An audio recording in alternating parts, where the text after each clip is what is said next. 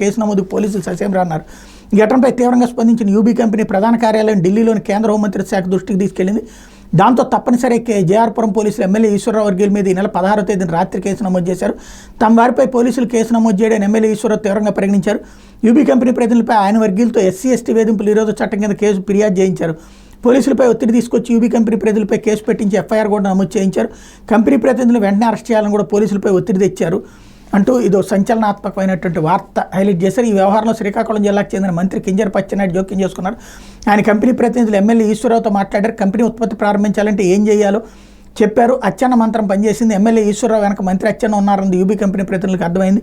TDP BJP కూటమి నేతలు demand చేసిన మామూలు సమర్పించుకుంటే తప్ప ఉత్పత్తి ప్రారంభించలేమని స్పష్టంగా తెలిసిపోయింది. దాంతో అనివార్యంగా యూబీ కంపెనీ ప్రతినిధులు ఎమ్మెల్యే ఈశ్వరరావు నివాసానికి వెళ్లి సంప్రదింపులు జరిపారు.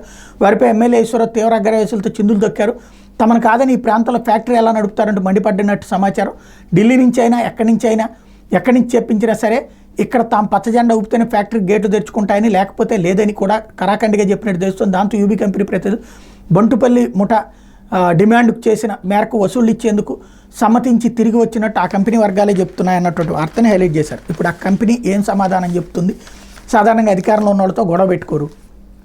అసలు ఏం జరిగింది అన్నటువంటిది ఆ ఎమ్మెల్యే చెప్పాలి, ఆ కంపెనీ చెప్తే కానీ క్లారిటీ రాదు. అసలు విషయం మేబీ ఇట్లాంటి వాటిలో ఏ స్థానిక ప్రజల సమస్యలు, వీళ్ళకి సంబంధించినటువంటి వ్యర్థాలని కలపడం లాంటి అంశాలు వస్తూ ఉంటాయి. ఏంటన్నది బయటికి తేలాలి. లేకపోతే నాన్ సబ్సిడీ సీడ్ పంపిణీ ఎప్పుడో ఎన్నికలకు ముందే విత్తన కంపెనీలకు సిద్ధం చేసిన వైఎస్ఆర్సీ ప్రభుత్వం ఎన్నికల కోడ్తో ఆగిన ఒప్పందాలు ఒక్కడుగు ముందుకు వేసిన నూతన ప్రభుత్వం ఆర్బీకేల ద్వారా నాన్ సబ్సిడీ విత్తన పంపిణీపై నీళ్ళనీడలు.